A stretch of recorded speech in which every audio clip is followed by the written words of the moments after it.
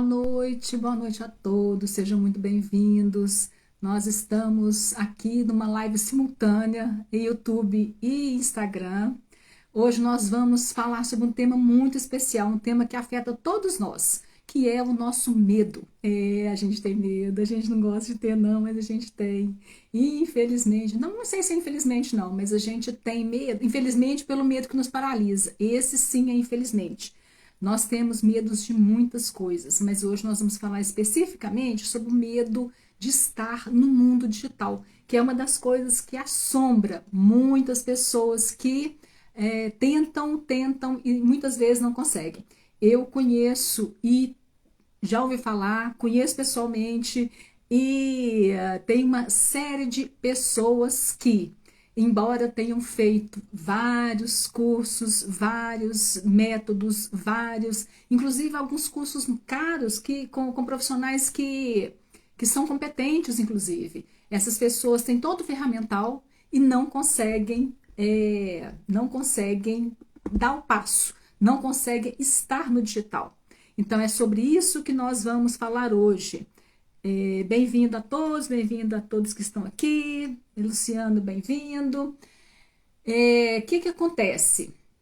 A gente vai utilizando alguns recursos para fazer de conta que a gente não tem medo, fazer de conta que a coisa está em outro lugar.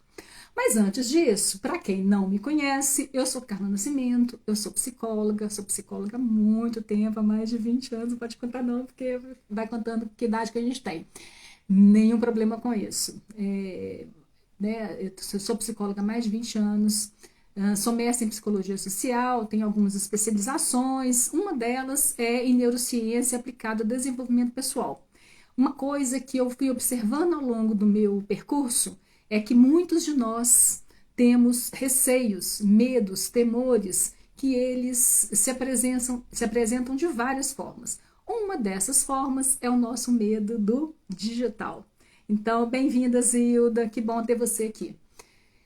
Então, esse é o nosso assunto de hoje. Como é que a gente lida com essa nossa trava, nosso impedimento?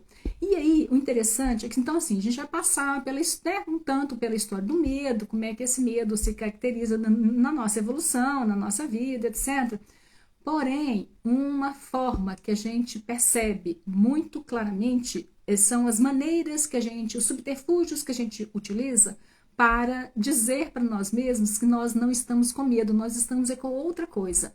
Especificamente no digital, a gente diz assim, não, é porque eu só preciso de mais um curso, né? Na hora que eu fizer aquele curso X, aí eu vou. Ou então, né, é o equipamento, é a iluminação, é a câmera, é o microfone, é qualquer coisa.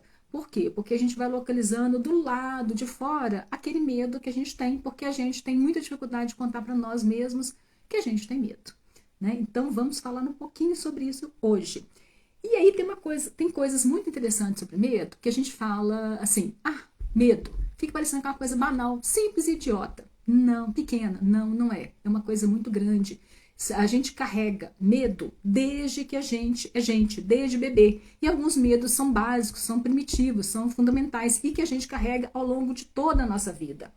Só que ele não se apresenta como uma entidade abstrata, que é, né, uma coisa assim que a gente fala e tal. A gente sente esse vir do medo, esse estar do medo na gente, fisicamente. De que forma?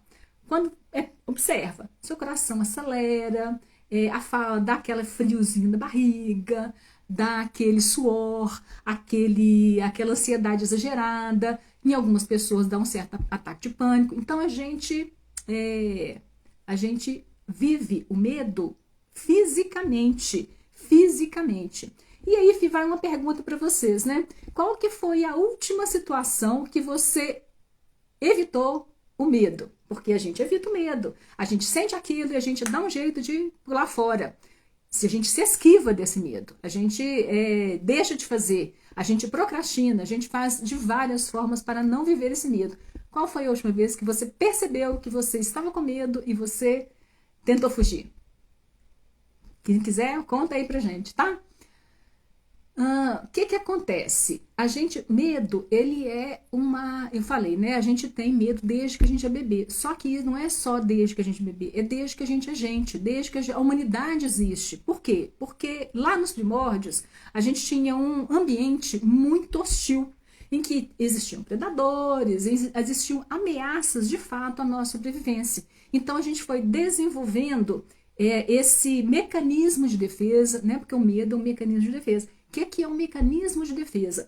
Embora seja óbvio o nome, bom, ei Sandra, que bom ter você aqui. Embora seja um nome que, por óbvio, é um mecanismo que nos defende, às vezes a gente não entende muito bem o que significa isso. Fica parecendo que a gente se colocou um guarda-chuva, se colocou uma armadura e vai para a rua com alguma coisa para poder bater no outro. Não é exatamente isso. Né? Mecanismos de defesa são mecanismos que o nosso psiquismo consegue utilizar para nos proteger. Então, todo mecanismo de defesa está a nosso favor, ele é nosso amigo, ele está ali para nos apoiar, para nos auxiliar, no momento em que a nossa psique não tem ferramenta interna suficiente para lidar com aquela situação. Imagina o seguinte, imagina um bebê. O bebê, ele é frágil, ele, né, não tem defesa nenhuma, ele está ali, ele estava num ambiente muito aconchegante, muito protegido, e de repente ele está no mundo com todos os agressores, né? É a luz, é o som, é o frio, é a fome, é o calor, são muitos agressores. Esse bebê, imagina se ele não tivesse pele, né? Imagina que se ele estivesse ali sem pele, sem nem proteção nenhuma, ele não sobreviveria. Então, a pele, por exemplo, é um mecanismo de defesa. Mas o nosso psiquismo também tem mecanismo de defesa. Para quê? Para servir de nossa pele, para servir de amparo para aquele momento, para aquela situação em que aquele agressor é gigantesco. E se não tivesse um mecanismo qualquer, a gente psicicamente não sobreviveria. Ei, boa tarde, bem-vindos todos. Estou vendo aqui alguns nomes. A Newton, será que é Teodor? Teor? Ah, Teor da Moda. Nossa, foi ruim, né? Foi mal, né? Teor da Moda, bem-vindo. Janaína, bem-vinda. Nós estamos aqui hoje falando sobre os nossos medos, principalmente o nosso medo de estar no mundo digital. Então, esse é o tema da nossa conversa de hoje. Então, vocês querem participar, manda pergunta, que eu estou aqui para poder a gente, né, conversar sobre isso. Então, voltando, né? O nosso psiquismo, ele utiliza ferramentas, ele utiliza mecanismos para nos proteger. Então, todo mecanismo de defesa está ali para que a gente não sucumba, para que a gente não desfacele, para que a gente dê conta de crescer, né, a favor da vida, para que a gente continue vivendo. Então, esse que é o objetivo do mecanismo de defesa. Esses mecanismos de defesa, eles não são só de quando a gente é bebezinho, agora, né, 20 anos, 30 anos, 50 anos, bebê, que agora eu tô adulto. Isso é da nossa Constituição, desde que o mundo é mundo, desde que a gente é gente. Por quê? Como eu comecei a dizer, a gente tinha predadores, ameaças reais de morte pra gente. Se a gente não desenvolvesse alguns mecanismos, como alarmes, né, para dizer pra gente assim, corre, foge, tem um predador ali, a humanidade não seria humanidade, né? O ser humano não existiria.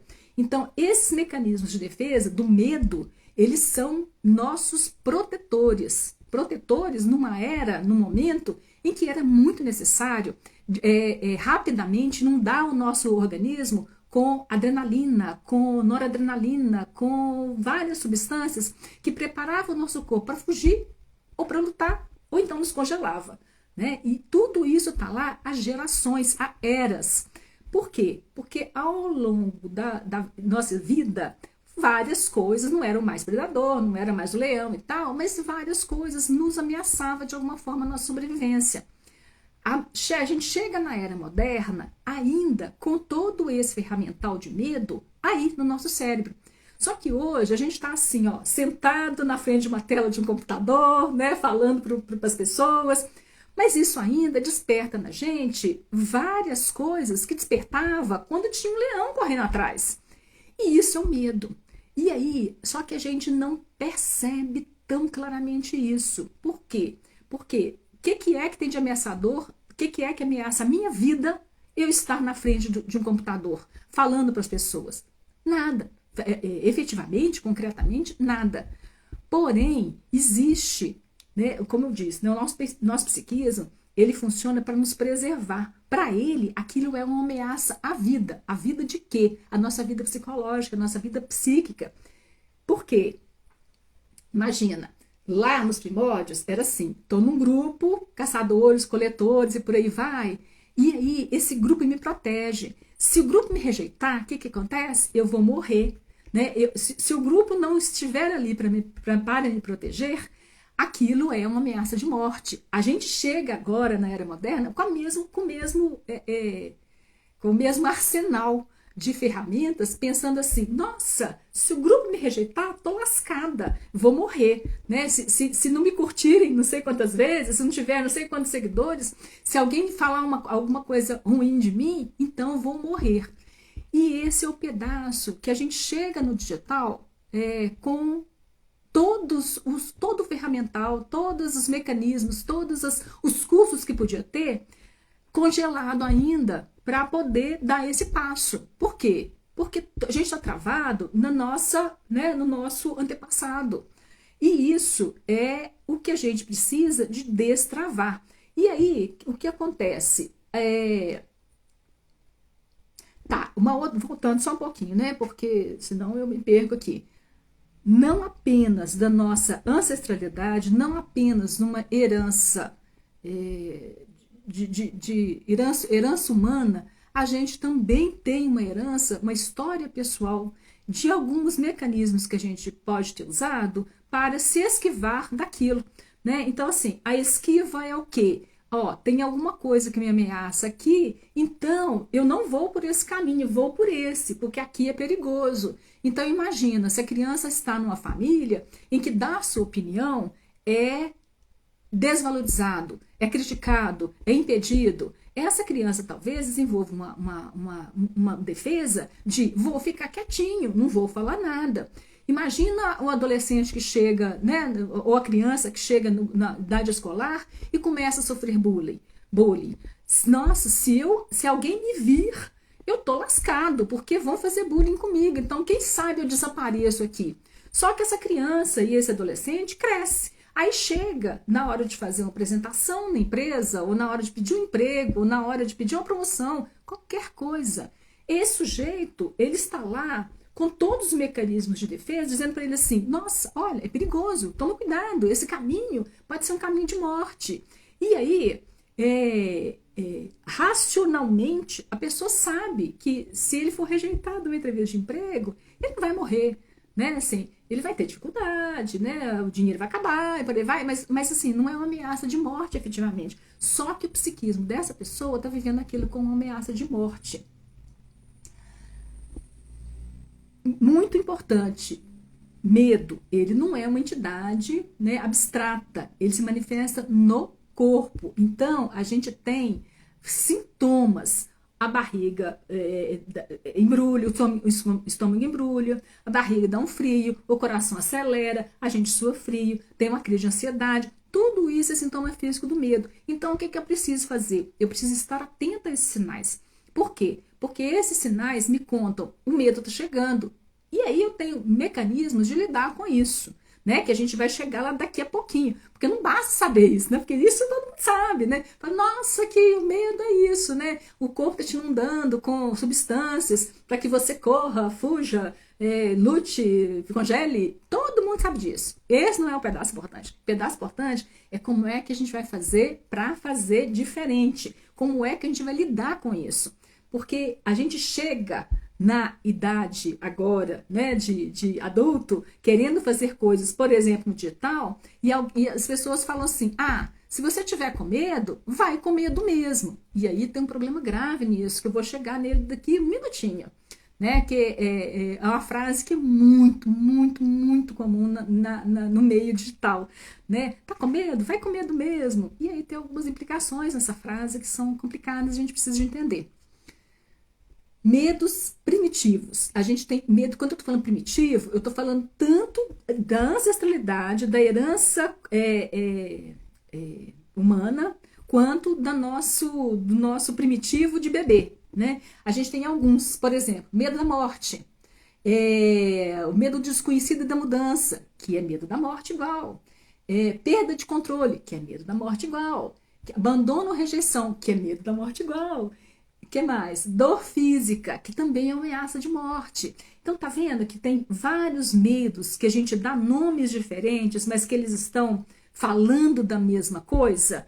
Ou seja, quando eu estou com medo da mudança, quando eu estou com medo de enfrentar um desconhecido, na realidade, o que está acontecendo no meu psiquismo é assim: tem uma ameaça de morte ali, alguma coisa vai me matar, eu vou morrer, efetivamente. E por isso dá tanto pavor, por isso a gente congela tanto. E se a gente não identifica isso, a gente fica sem entender. Fala, mas aqui, nossa, eu sei, eu já fiz curso, eu sei como fazer, mas eu não consigo fazer, eu não dou conta. Nossa, aqui o meu produto está prontinho, eu até coloquei lá na Hotmart, né? Porque hoje eu estava escutando no podcast e a moça estava falando exatamente isso. Falei, olha, eu fiz um produto e tá lá no Hotmart, já tá lá e tal. E aí o sujeito que estava né, no podcast com ela perguntou, mas e aí, o que mais você fez? Ela falou, não fiz mais nada.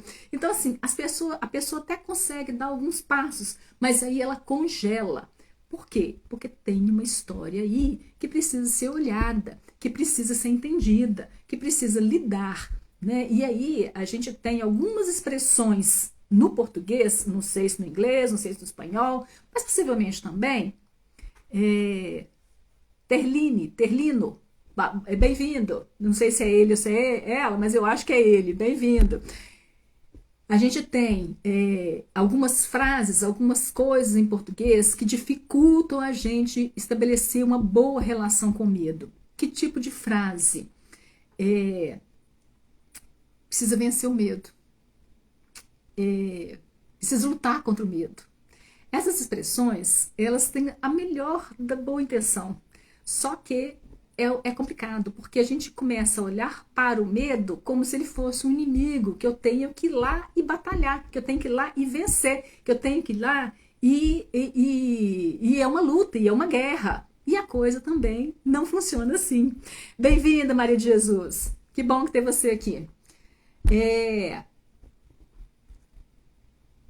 Deixa eu ir aqui na minha listinha aqui para eu não me perder, porque a gente vai se perdendo. Então, as físicas, né? Eu já falei, taquicardia, tensão muscular, o frio na barriga, mão suada, tremor, as tonturas, né? Visão embaçada, tudo isso é o quê? É o medo. Que ele está lá dizendo para você assim, olha, tem uma coisa que você precisa olhar.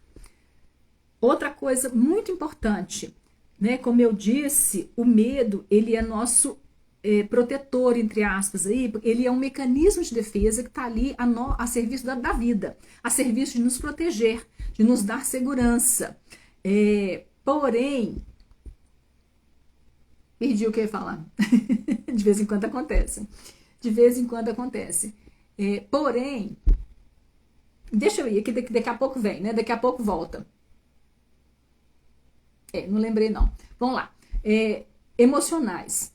A ansiedade, hipervigilância, o pânico, a paralisia emocional, irritabilidade como defesa. Eu vou lembrar porque era importante. Daqui a pouco volta. E aí eu volto no assunto. Então, tudo isso são manifestações do medo, né? É como a gente vive, como a gente sente que o medo está chegando. Só que o medo está chegando, ele está ali para nos proteger. Porém, a gente precisa entender que o que é que está naquele instante nos tirando o chão. É preciso estabelecer uma relação com o medo de assim, o que é, lembrei o que eu ia falar, sabia que voltava. O que é que você está tentando me dizer? O que acontece? O nosso corpo, ele é muito sábio. Nosso psiquismo é muito sábio. É de uma sabedoria, assim, fenomenal que a gente custa acreditar. Ele vai dizendo, ele vai dando sinais pra gente que tem alguma coisa que a gente tem que olhar para ela. E ele vai dando sinais de várias formas. Vou pegar o exemplo da depressão, tá? A pessoa começa a perceber que, assim, começa a ficar desanimada, começa a sentir dor no corpo, começa a não ver graça em muita coisa. É o corpo dela dizendo assim: olha, dá uma parada e dá uma olhada nisso, porque tem alguma coisa aqui que precisa ser olhada. E a pessoa acontece, né? Ela continua. YouTube tá sem som? Como assim o YouTube tá sem som? Nossa, não acredito. Não, aqui.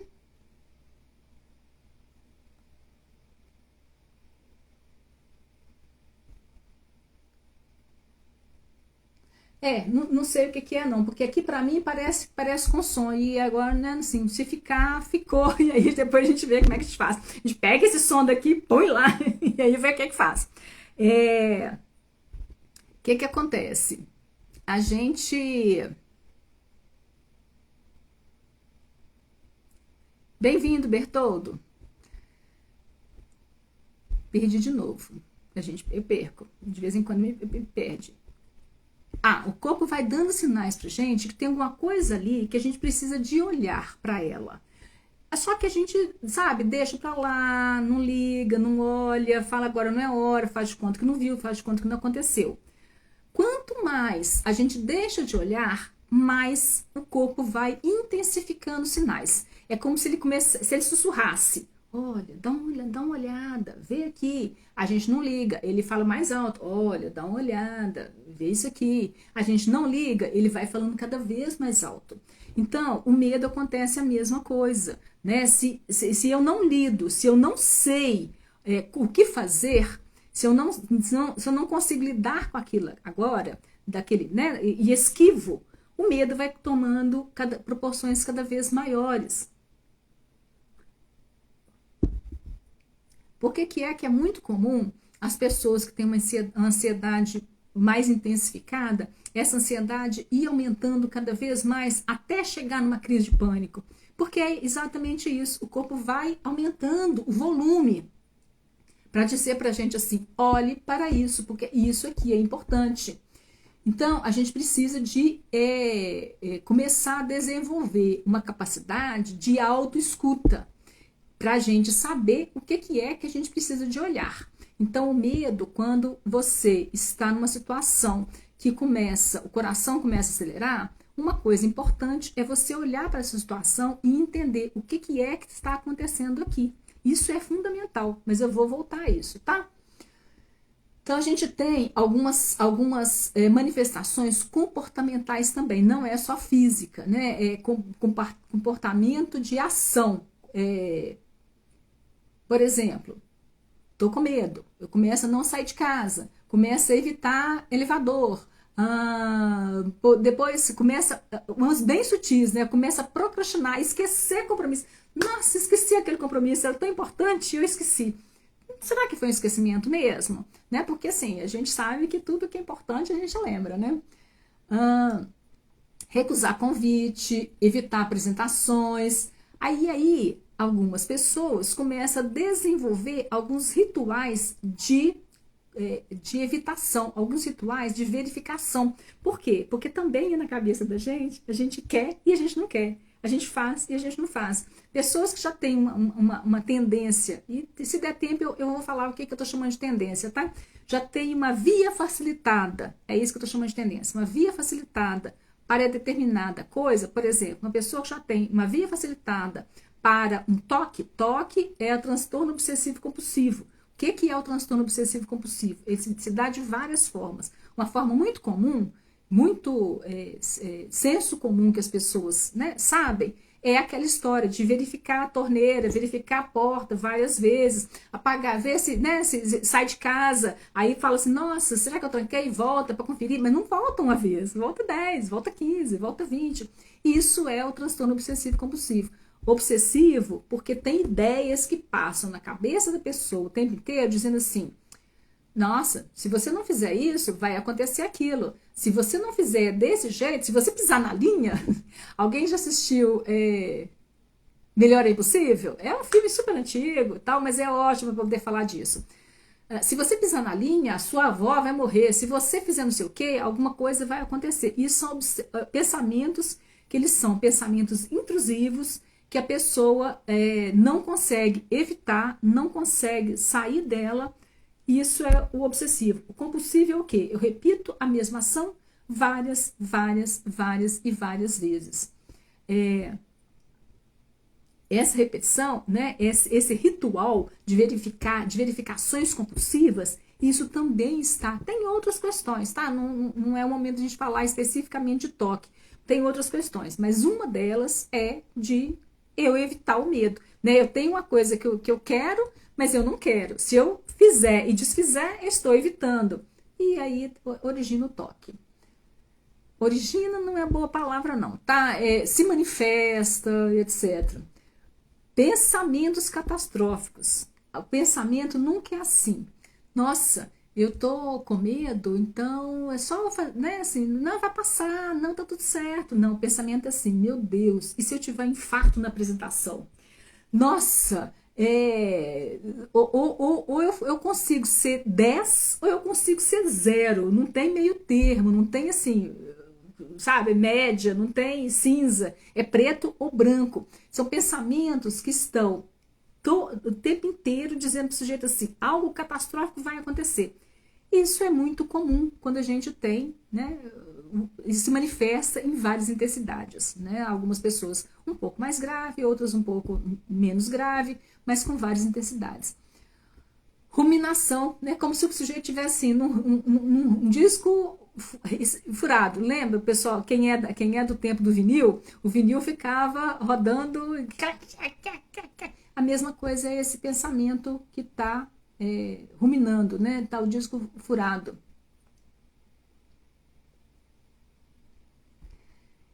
E aí, agora a gente vai para uma parte mais interessante da história, que é o quê? Tá, mapeei tudo isso que você tá falando, Carlos, eu já sei, você não tá me contando novidade nenhuma, tá, né? Assim, tá lá, né? Todo mundo sabe disso. Agora vamos pensar como é que a gente faz, quais estratégias a gente pode utilizar para lidar com esse medo. E aí eu gosto da palavra enfrentar. Por quê? Porque enfrentar significa assim, estar de frente. Então, o enfrentar, boa noite, Diogo, seja bem-vindo. Diego, seja bem-vindo. Então, esse enfrentar, eu gosto da ideia, porque assim, não é enfrentar no sentido de batalha, é enfrentar no sentido de estar de frente. Eu preciso estar de frente para o meu medo. Né? Eu preciso olhar para ele e entender o que é que está acontecendo ali. Então, esse enfrentamento, ele é necessário e ele vai ser útil para a vida. Tá? Como é que a gente vai fazer esse enfrentamento? A primeira coisa que eu já comecei a dizer é fazer uma mudança de linguagem. Né? A gente pode parar de dizer assim, nossa, eu vou vencer o medo, eu vou superar o medo. Não, filho, você não vai nem vencer e nem superar. Porque assim, se você vencer ou se você superar, isso é um grande risco para sua vida. Por quê?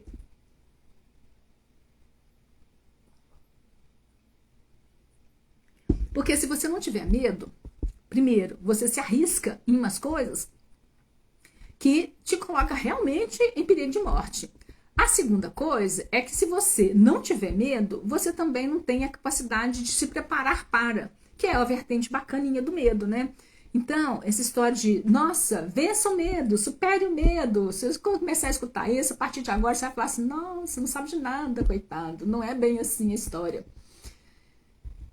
A gente precisa sair, então, da linguagem da guerra para a linguagem do diálogo. E o que é uma linguagem de diálogo? Eu primeiro preciso reconhecer e depois eu preciso aceitar. Por quê? Porque o medo, ele é um sinalizador interno.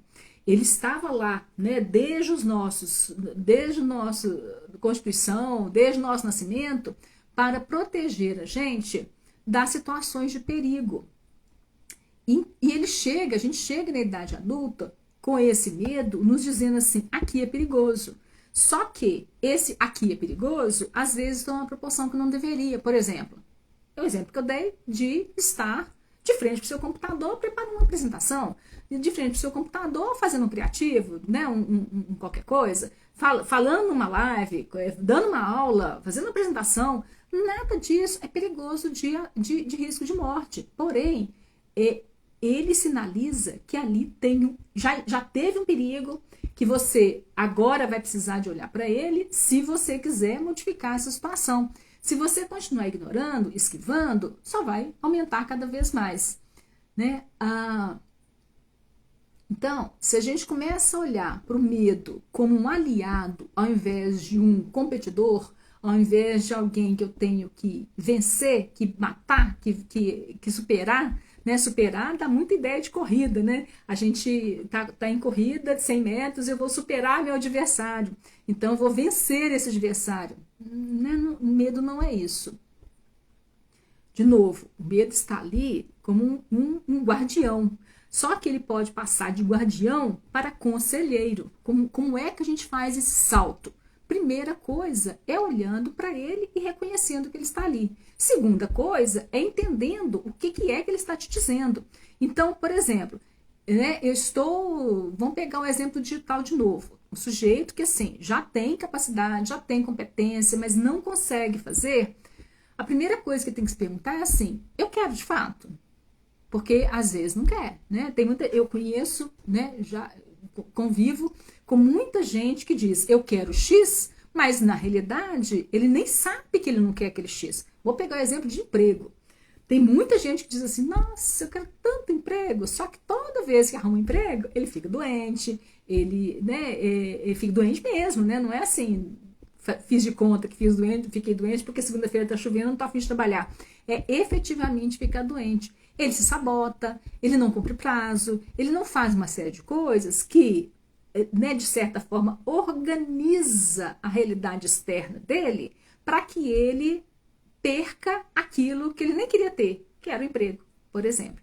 Então, tem muita gente que né, eu gosto muito de escutar podcast, eu gosto muito de ver entrevista, e vejo muitas entrevistas com pessoas que dizem que querem estar no digital, mas você começa a observar na linguagem corporal dessa pessoa, no jeito que essa pessoa fala, no tom que ela fala, etc., que você fala assim: nossa, essa pessoa não quer. O grande problema é que essa pessoa não sabe que ela não quer, né? Bem-vindo, galego. Essa pessoa não sabe que ela não quer, ela acha que ela quer, só que ela vai dando sinais para ela mesma que ela não quer. Então, assim, tô com medo? Beleza. Não tô conseguindo fazer? Beleza. Aí eu tenho que perguntar assim, honestamente, eu realmente quero? Porque muitas vezes eu não quero, só que eu não sei que eu não quero. Então, eu preciso fazer um exercício muito honesto comigo mesma. Eu sempre digo, né? A gente pode mentir assim para todo mundo, não tem problema. A única pessoa que a gente não pode mentir na vida somos nós mesmos. Mentir para nós mesmos é a pior coisa que tem, porque faz com que a gente não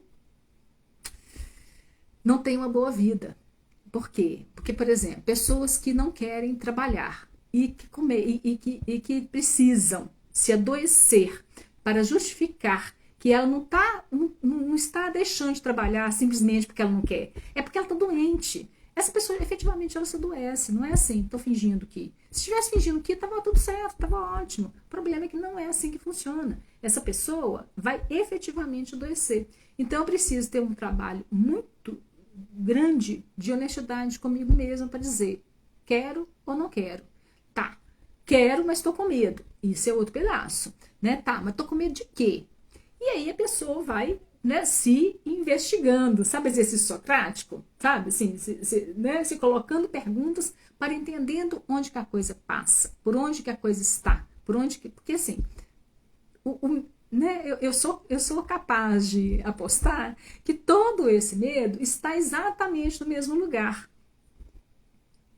Está no mesmo lugar significa o quê? Significa que tem a mesma coisa, o mesmo motivador para estar com medo.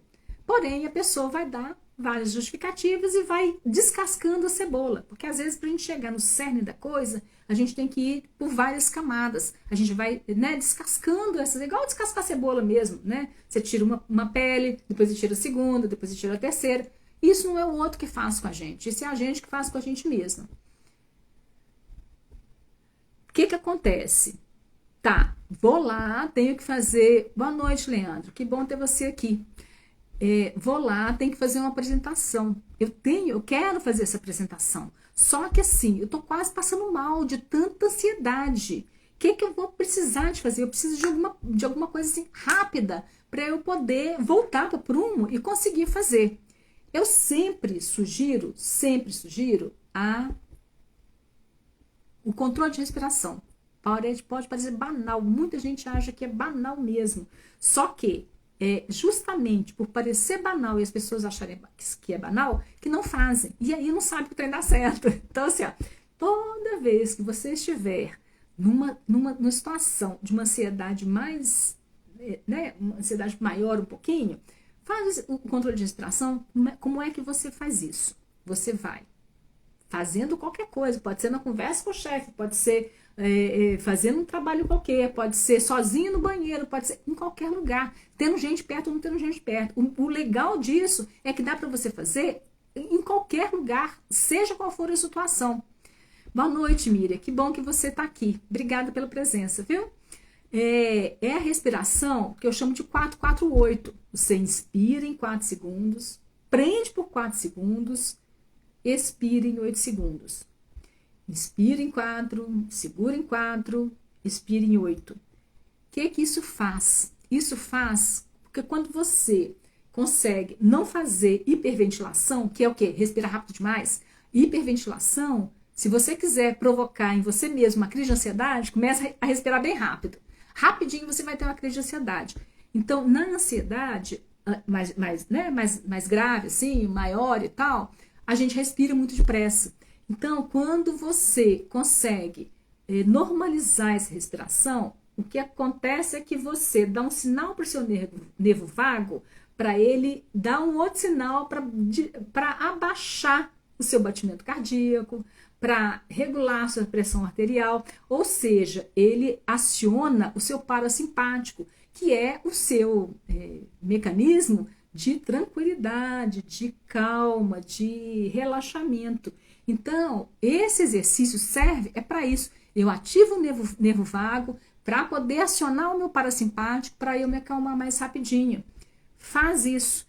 5 minutos, 10 minutos. Se você não estiver acreditando, faça o teste.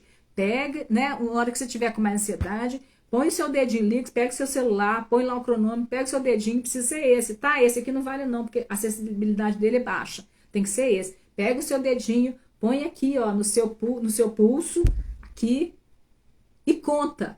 Se o seu batimento, conta quantos batimentos você tem em 1 minuto, né? Por isso que eu falei, pega o celular, põe o cronômetro lá, para você contar 2 coisas, não tem jeito. Faz o exercício, depois conta o seu batimento cardíaco de novo. Você vai ver que abaixou, tá? Ou então, se tiver assim, se for possível, mede sua pressão arterial. Faz o exercício, depois mede sua pressão arterial de novo. Você vai ver que funciona, realmente funciona. Então, essa é uma boa coisa quando a gente está numa crise de ansiedade, ou a gente precisa de se acalmar, tá lá na conversa com o chefe. Você já foi conversar com o chefe naquela situação super tensa, ou com o colega de trabalho, não importa, qualquer pessoa, que você está super tensa, que você mal consegue respirar, parece até que falta ar, assim, começa a engasgar nas palavras. Então, nesse instante, começa a fazer a respiração. Você não precisa sair do lugar, não, você não precisa sair de perto, não. A pessoa está lá falando, ou, né, assim, e você está aqui respirando, para na hora que você for falar, para na hora que você for contestar, para na hora que você for argumentar, você está tranquilo o suficiente para poder conversar sobre aquilo, tá? Então, ó, essa é uma maneira. Uma segunda maneira, que é a reestruturação cognitiva. Como você vai identificar os seus pensamentos automáticos. Quando a gente começa a perceber que está chegando o medo, ele não chega sozinho, ele chega com um monte de pensamento. Pensamentos catastróficos, meu Deus, nossa, meu coração está acelerando, eu acho que vou ter um ataque cardíaco, meu Deus, nossa, se a apresentação não for boa, né, assim, qualquer coisa catastrófica vai acontecer. A gente tem sempre a sensação de que alguma coisa catastrófica vai acontecer.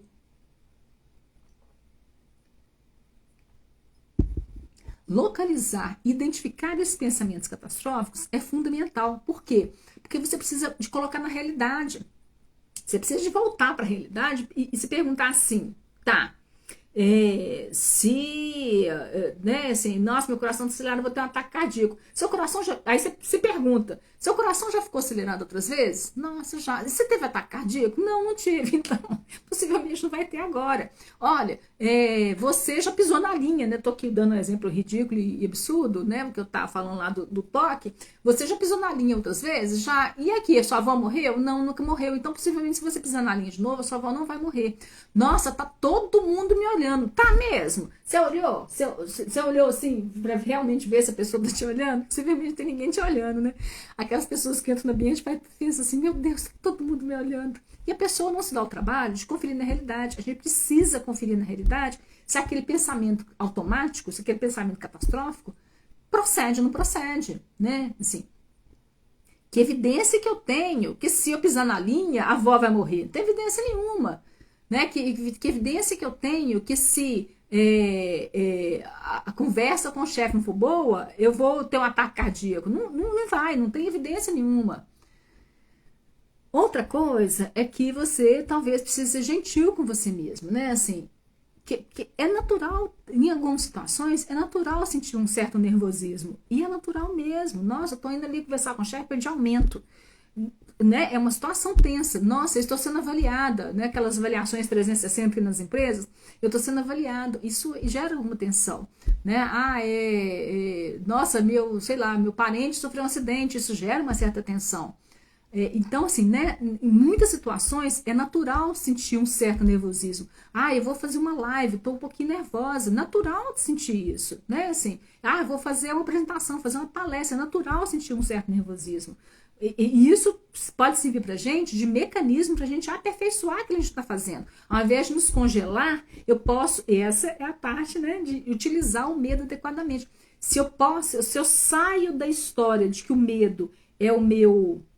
Que é o vilão da história, ele quer me derrubar, e vou para o medo pensando que ele é meu conselheiro, se eu estou com medo que a apresentação saia ruim, vai me dar a oportunidade de melhorar, né, de ir lá e conferir. Chequei, né, chequei o slide, chequei o microfone, chequei não sei o quê, chequei, tá tudo ok?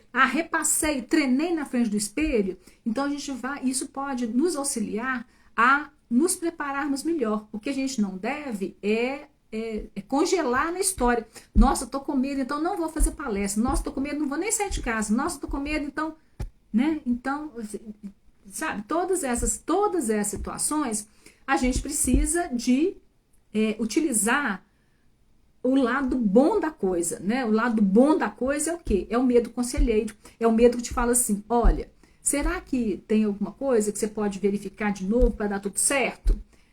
Boa noite, Maga, bem-vinda. Será que tem alguma coisa que você pode verificar? Tem alguma ação que você pode fazer para minimizar a possibilidade de dar errado? Esse é o lado bom. Outro mecanismo de ação que você pode adotar é a exposição gradual, né? Assim, eu tenho, né? Assim, eu já tive, etc. Pacientes, por exemplo, que têm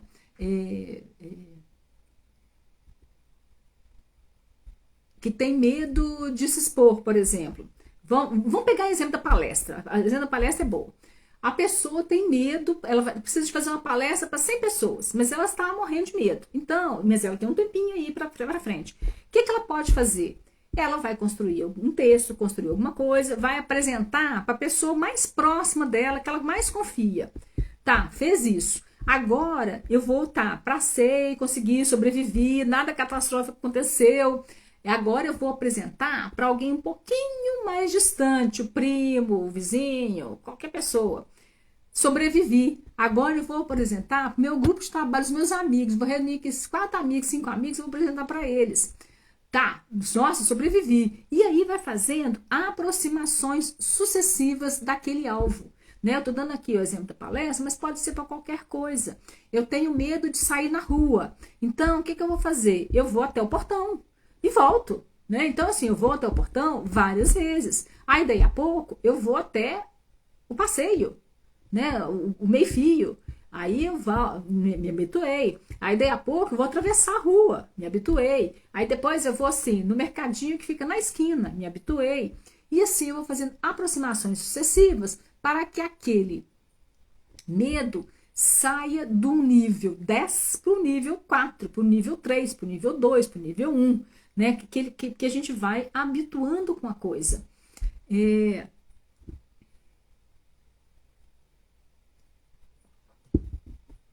O que é habituar? Habituar é tornar algo não familiar em algo familiar. Como é que eu torno algo que é não familiar em uma coisa familiar? Fazendo com frequência. Não tem outro jeito. Não é imaginando, não é assim, nossa, quando eu conseguir fazer X vai ser legal. Não, eu tenho que fazer. Ninguém aprende a dirigir na teoria, né? Para você aprender a dirigir, você precisa entrar no carro, ligar a chave e realmente dirigir. Então, e aí a primeira vez que você dirigiu, oi José, boa noite, seja bem-vindo. A primeira vez que você dirigiu, nossa, o coração saltava, né? A pressão caiu, suou frio. A 10ª vez que você dirigiu, ainda tinha muito nervosismo, mas não foi igual a primeira. A 100ª vez que você dirigiu, possivelmente foi assim, no automático. Você já dirigia pensando em outra coisa, já, sabe, batia papo com o passageiro do lado. Por quê? Porque isso é tornar algo que é não familiar em algo familiar. Isso é habituar. Então, habituar é aquela história, né, que os nossos ditados antigos. Água mole em pedra dura, tanto baixa até que fure. E é exatamente isso. Isso é habituar.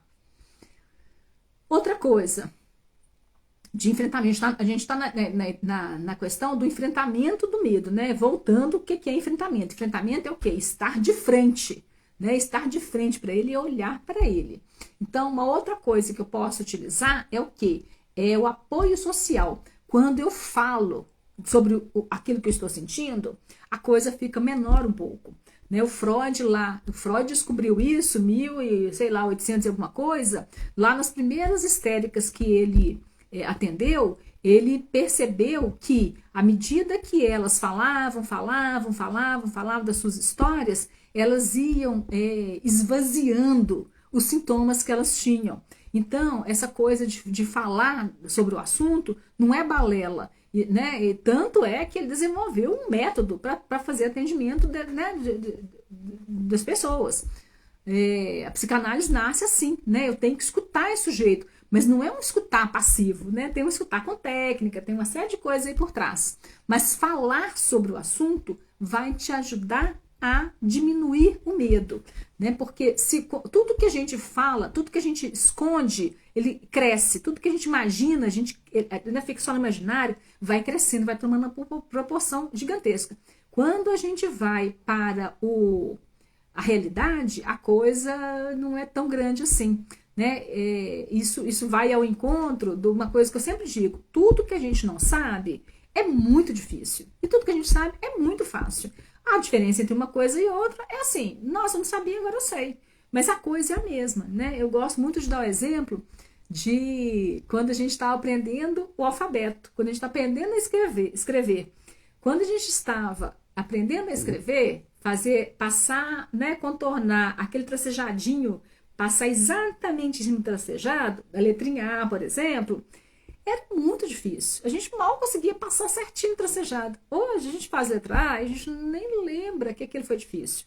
Então, assim, tudo que a gente faz habitualmente vai se tornando cada vez mais fácil. Falar sobre o que a gente está sentindo é uma das maneiras de tornar aquilo um pouco mais fácil.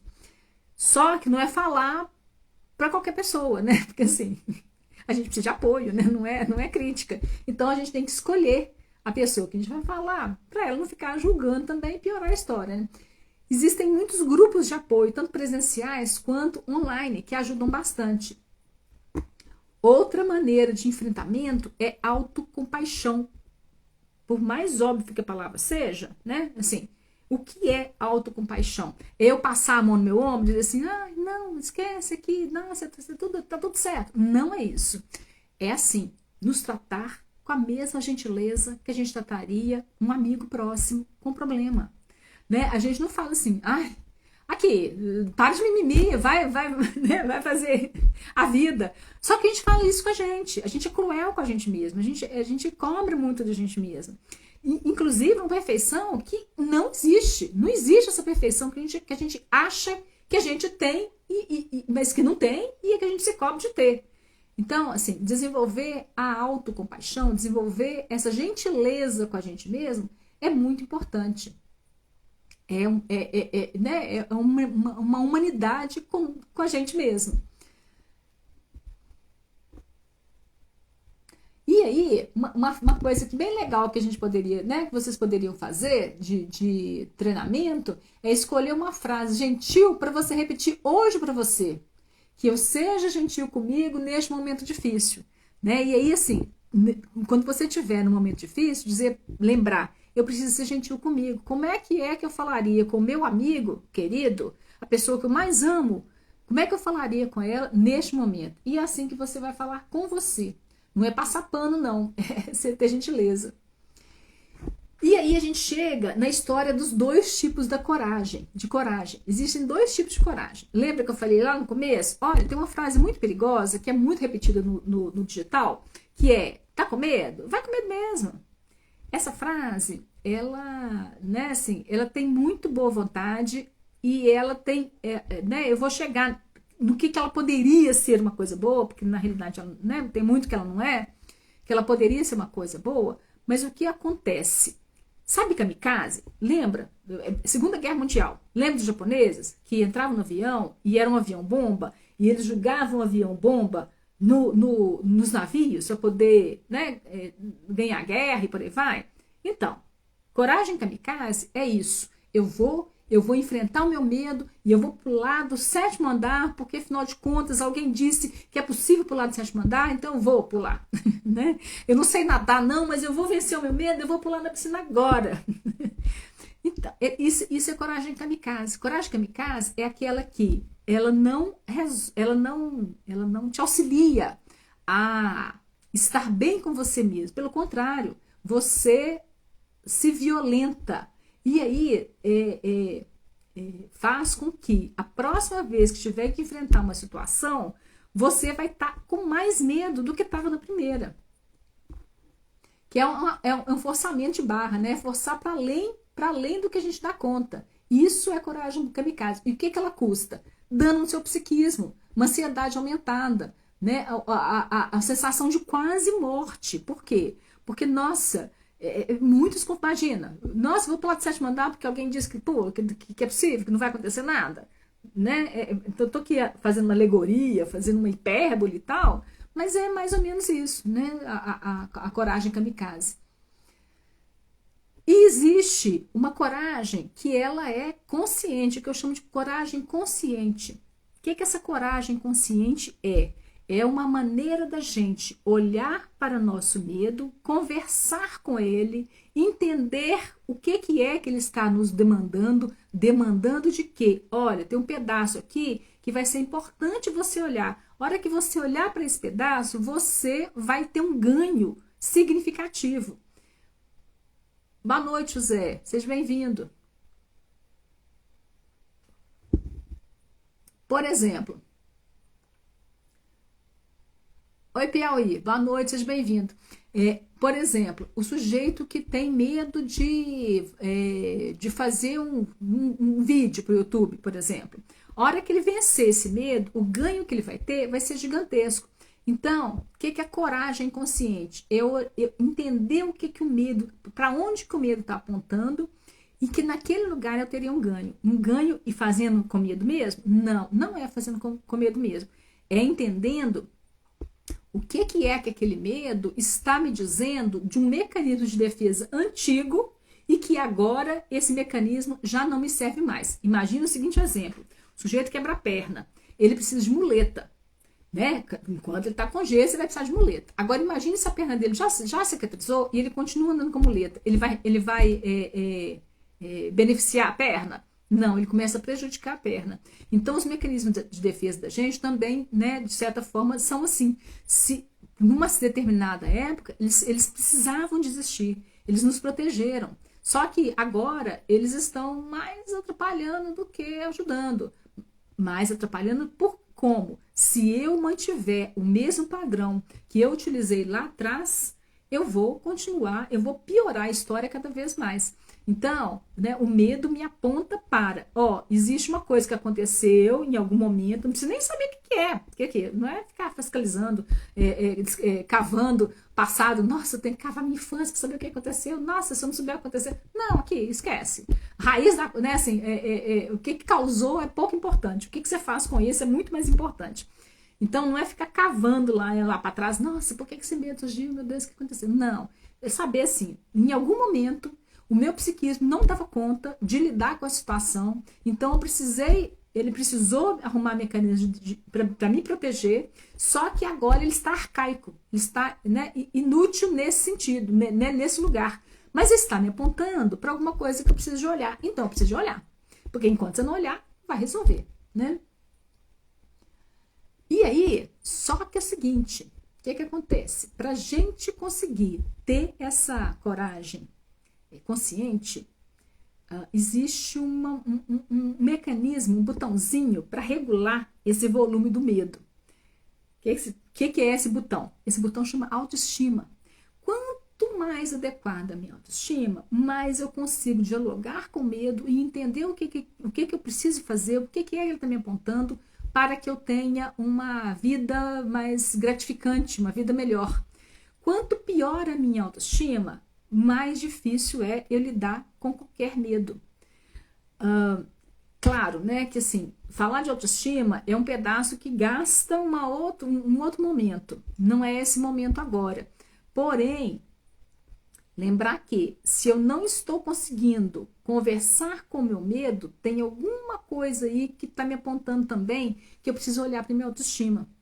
Autoestima, né, assim, não é um momento, mas só né, uma palhinha para poder entender. Autoestima é alguma coisa que lá, quando a gente é criança, a gente precisa do olhar do outro para nos dizer que a gente é adequado, que a gente está ok. Né? Quando a gente é criança. Então, esse papel é feito pelo pai, pela mãe, pela tia, pelos cuidadores de um modo geral.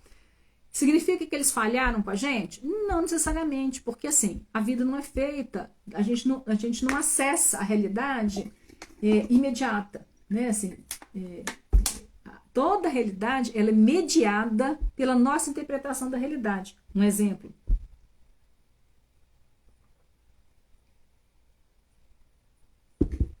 Um exemplo, 2 pessoas olham a chuva. Uma pensa assim, nossa, que chuva mais romântica. A outra pensa assim, nossa, que chuva depressiva. É a chuva? A chuva é depressiva ou a chuva é romântica? Chuva é chuva. A interpretação do sujeito daquele evento é que faz a relação dele com a realidade, né? Com o que ele vive. É a mesma coisa quando a gente pensa assim, nossa, o outro está pensando X de mim, está pensando que eu sou inadequada, está pensando que qualquer coisa.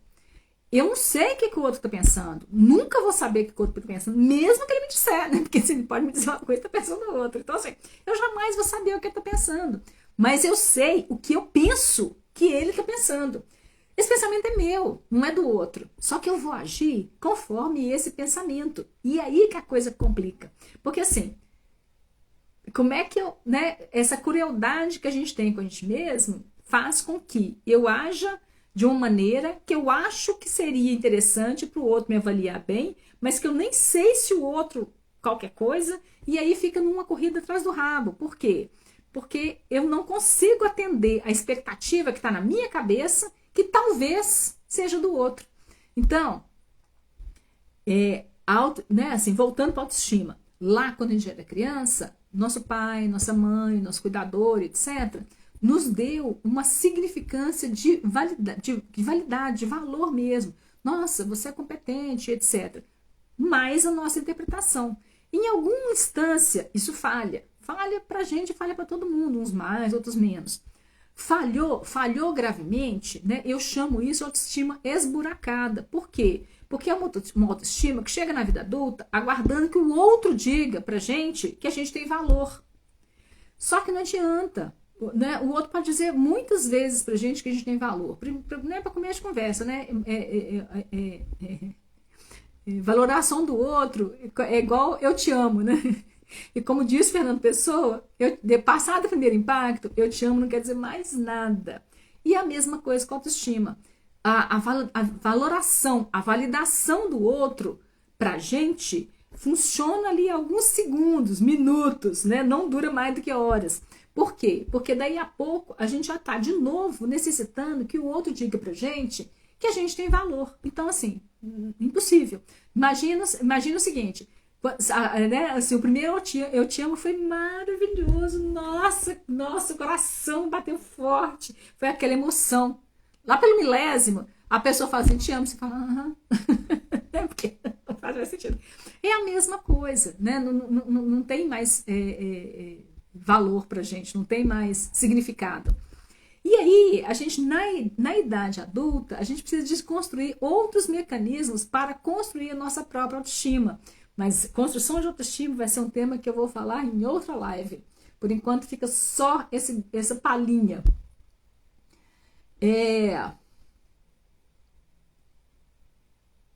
Então, vamos fazer um paralelo aqui entre a coragem consciente e a coragem kamikaze. A coragem consciente, depois que eu realizo uma ação, né, que eu realizei alguma coisa que era muito difícil para mim, a minha sensação é, nossa, que bacana, consegui fazer, que legal e tal. Essa é a coragem consciente. A coragem kamikaze, depois de executar uma ação que eu não estava pronta para preparar, que eu fui, né, vai com medo mesmo, né, assim, no estupro, na violência, a sensação posterior é de exaustão emocional, sabe assim, eu fico assim, nossa, é como se fosse drenada toda a energia da pessoa. A outra coisa, o medo a coragem consciente, o medo, ele diminui com a repetição. Quanto mais eu faço, é igual a história de dirigir, né? Lá pela 100ª vez, você já não tem mais medo de dirigir. Com a coragem kamikaze, ela aumenta. Cada vez que você executa, o seu medo aumenta mais, até chegar um momento que você não consegue fazer. A coragem consciente, você tem autocompaixão, ou seja, você diz para você mesmo, tá tudo certo, é normal a gente ficar com medo nessa situação. Essa situação é nova, né? Daqui a pouco você consegue e tal. Na kamikaze, é autocrítica severa, é o superego que fica lá chicoteando a gente, dizendo assim, você é incompetente, como assim? Você precisa ser perfeito, você não sabe que você tem que fazer isso desse jeito? Então é autocrítica severa. Na coragem consciente, tem um diálogo interno, um diálogo interno respeitoso. Eu converso comigo mesma, eu converso com esse medo de forma respeitosa. Na coragem kamikaze, é um diálogo agressivo, é essa cobrança sem fim. Na coragem consciente, o crescimento ele é sustentável. E na kamikaze, é um abandono frequente. A pessoa se auto-abandona o tempo inteiro. Então, assim, né, já indo para a finalização aqui do nosso encontro, é dizer que é o seguinte, existe uma maneira da gente desenvolver uma coragem consciente ao invés de uma coragem kamikaze. E aí, claro, né, existe um mapa para isso, existe todo um processo para isso. Uma coisa que vocês podem dar o primeiro passo é comentar aqui escrever consciente aqui nos comentários, que quem escrever, eu vou mandar um e-book para vocês com bem mais detalhes do que eu falei aqui nessa live, para você dar os primeiros passos para essa coragem consciente. Outra coisa é que, né, então assim, comenta coragem consciente aqui embaixo, tá? Que aí eu vou mandar esse e-book para vocês. Tá certo? E aí, assim, na próxima live a gente vai falar de outros temas interessantes. Então, fiquem bem, fiquem em paz e muito obrigada a todos que participaram. Ninguém colocou pergunta, então, assim, possivelmente ninguém tem nenhuma pergunta, né? Se alguém quiser fazer alguma pergunta, eu tô aqui para isso.